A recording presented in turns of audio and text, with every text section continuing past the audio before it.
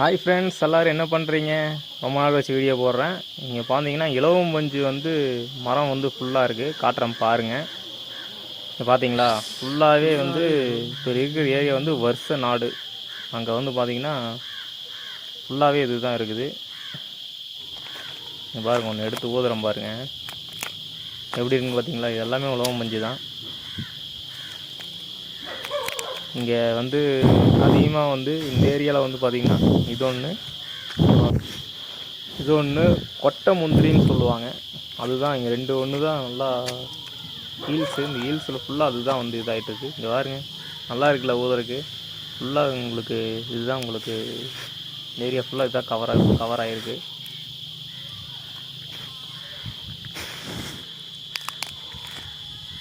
மரம் ஏகப்பட்ட மரம் இருக்குங்க ஃப்ரெண்ட்ஸ். பாருங்க கீழே